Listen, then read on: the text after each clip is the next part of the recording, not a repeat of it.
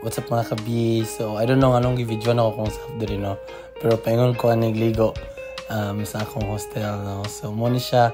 Nagstay ko, extended stay sa Rio because I feel like I want to slow down tungod kay fast-paced ang biyahe from Colombia, Peru, Bolivia, and then all over Brazil. So, yun ko, slow down sa ako kadali. Really wanted to stay in Rio kay gusto pa ko ma-expose more sa mga locals. Gusto ko maka-amigo, gusto ko maka-ila-ila, more people nga ga-travel pod. So diri tuod man na-expose ko nag-hike ko diri, nakaila ko mga tao inside the community, nag-join ko og mga groups para makaila-ila ko, naka-attend pa gani ko og mga language exchange ng mga events.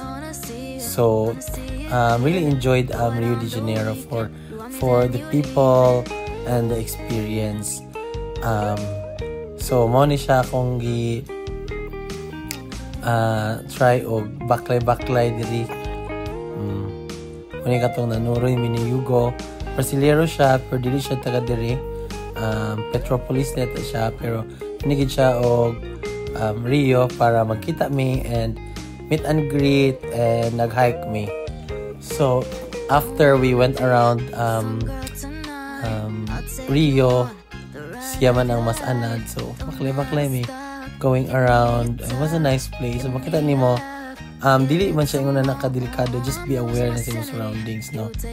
And ngisdak mi diri og kuan tab-is nga pizza, lingaw kay ko. And this is Arpoador. Kung naka sa Ipanema area, walk. Lakaw lang paingon sa Tumoy. Na ay dito viewing area ang Arpoador, which is makita nimo ni siya nga view. Sa Tumoy pud ani naa siya murag gym kana diha workout area, may mga free dito nga mga equipments nga pwede nimo gamiton. Dagan ga workout dito so di kay ka maulaw.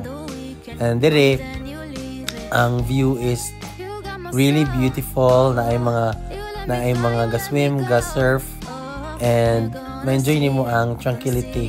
Makita nimo ang vibe diri sa mga tao is really up for relaxation and chill. So ikaw pod matakdan ka, no? Ako diri dagan, I do runs in the morning, usahay kanang bisang walk lang around Ipanema area. Naningaw gyapon ko diri nga area, and ang isa gid sa mga na-enjoy nako diri is ang mga Brasilero, very friendly sila. Dagan kog na ilhan, dagan kog na amigo, and hantod karon makachat-chat pa ganin ako ang uban, and they are very welcoming. Dagan kayo sila warning pod para dili ka maunsa sa imong stay sa Rio, kay aware man sila sa mga kakahitabo pod nga mga untoward nga incident lugar diri. Pero them taking care of their friends, ginawarningan gid ko nila. So na-appreciate na ko na, no, nga kinaiyahan nila. Isa sa among gatuan day is ang Vidigal Beach pod. This is in front of Sheraton, no. It's quite secluded, so gamay ra ang mga tao nga nandiri. Munang na-enjoy po na mo ang area kay wala kaayo'y crowd. Bilang isang introvert, ganan po tao sa nga kamay ra bitaw tao. Naipipila lang diri nga nag-swim, kayaking o wala, chill ra gid diri. Munang nalingaw po ko diri dapita kay mo ko na-expect nga na di nga nga area, kay kung dito ka in front sa Ipanema Beach gyud ng daghan naman gid kaayo tao pod. Although nice pod ang vibe dito, na mga kasayaw, gadula, and langoy-langoy, pero nice sad usahay nga kanang gamay ra bitaw ang tao. And kung magstorya mo, mas magdungog mo kay na focus mo kay dili kay ka magsigig bantay sa imong mga gamit, kay na kung daghan pud tao di na pud mo sulod ang mga snatcher ug mga kawatan. So diri in town Purya-buyag wala gid tay na kuan nga mga incident, no. Isu kayong babae nilusog gid siya una. Kaning lalaki actually gadwa pa na siya pero wala naman, nilusob naman ang isa, so wala siya choice, nilusob na lang sad siya. And of course nalingaw ko kay Napoy Iro, gadula siya sa tubig, which is nice. Kamingaw kaayo man ay Iro, no. Sumuna ni nagsulusog na gid sila, tanaw-tanaw na bidiri, siguro na naka-chill, naka-slow down gid ko diri sa Rio. Ako agyong savor bitaw lahi man good po ang experience kung kanang rush na bitaw kayo pirmi, o ka na nagstay gid ka, mas ma-expose mo ka sa local culture, no. Although diri ka makayong nga local culture kay diri nga part sa Brazil is very touristy, so quite often dagan sad gid kaayo mga foreigners, and makita nimo prices are adjusted na gid sa foreign prices na gid, pero still ma-enjoy gyapon nimo. And isa lang gid sa akong mga naano diri is ang food lang gid kung mag-travel ka, and compared sa Asian nga taste, medyo bland pagyapon ang Brazilian nga taste, so isa gid na sa akong mga struggle. And isa pa rin nga imong pwede dapat tilawan ang acai. Wag ni sugat akong amiga no nga di daw ni nako matilawan, pag baklay naman na siya nga, uy wala pa day ka nang katry ana, you have to try. Di ala sige nya kani bitaw kanang ako magbayad bang gid unta sad ko ani, pero ani siya nga dili i-try na niya, ang libre din siya nga sila dito mubutan di man lugar na nga mahal kaayo, no, pero appreciate na ko ba nga kanang mo effort bitaw sila nga ma-enjoy gid nimo ang ilahang country. Nya ako biyang kauban ani si Barbara Di Vea, siya taga Rio gyud. Biyahe ra pud siya sa Rio ba. Nag-ila ra pud niya. Ang suroy. Yagi kong lilibre ani oy. Ana ganyan siya suroy sa Brasilia kay suroy ta kadadto. Gigutom magyapon mi after sa Asai nangaon mi diri while watching sa football. Fluminense is kanang kuan siya isa na sa mga sikat kaayo nga team dira nga ginaabangan gid sa mga tao, so lantaw pud mi. And the next day baklay ko sa Tijuca National Park ni nila.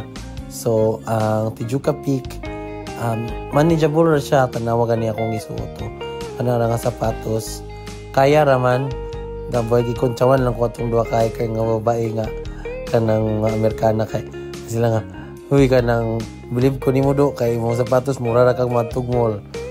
Lain ko kaya basta mo decide na ko nga mag-explore sa nature, na-explore gid ko. So adto ko sa nature, adto ko sa bukid. Ako na-expect nga ni day kasi kataas, pero walang atrasan kay ang pride na to diha. Og tuod man niabot lang gyapon ko sa taas, no. Wala din ni karon ang itsura pag abot dito sa taas. Ingon sila nga, oh, you have to get the view for the content. For the daw kanang mga followers, So mo to supportive ra pud sila na kuha na ko ang video ang view dito sa taas. So ang Tijuca di ay pwede na nimo tuon magay ka paingon sa bara do Tijuca dayon. Simple ra siya, easy ra siya nga walk, di ko makaingon. Although na ay park nga kanang steep, pero di man pud ingon nga ngadto siya for hours, no. So half day kaya ra nimo nga hike. Dila gani siguro mag half day kung paspas jud ka mo baklay, pero ako kay pina-chill ba gid ko. Mo na yung view nga waterfall pag panaog nimo, nalabyan ako baklay nako oy paingon sa tumoy. Diba? So mo ni siya mong naagian. Amazed lang gid sila kay ako ra daw isa ng baklay, isug daw kay ko. Kaya nalagi uban magbinuang ba niya. Goal sila nga ng maano bitaw ka kay solo ra. Dali ra kanila bitagon. Pero wala man kaloy sa Dios. Safety ra gyapon ko. Although pag maglakaw gid ko guys, naana ko'y kipambili na ko ang uban gamit, na ko'y extra nga card nga nabilin, in kaso ay may nga na ko'y extra nga phone nga nabilin. sa balay kay para magkinaunsa gyud mamag ka or whatever makuhaan ka sa tanan nimong gamit di ra kay ka ma-stress no na pagyapon kay access sa uban nimong accounts or resources. Accounts and resources. So mo ni siya guys. Alingaw gyapon ko sa akong extended nga stay sa Rio. I plan to stay just 1 week pero nahimong siyang 2 weeks. Pero still enjoy gihapon kaayo ko. So thank you Brazil gid kaayo ani no. Next up is kaning language exchange nga mga events. Naani sila mga Mundo Linggo. So nailan ako ayan si Victoria, si Danny, Si Victoria si Malu. kana nasa pictures. They're very nice people. Brasileiro And damit Nicaraguan, nako American, Filipino-American si nga Danny. nakaluto gid. And mo na akong giingon nga gilutuan jud intawon ko sa kapwa. Thank you so much, Carl. I really appreciate it. Kay mo na ang point na gusto na kong ulit tungod sa Sige, pagkaon. sige. Mingaw na Lutuan na ako lang sa tika o Pilipinas pork kapag sinigang. Tugtod man gilutuan jud ko niya.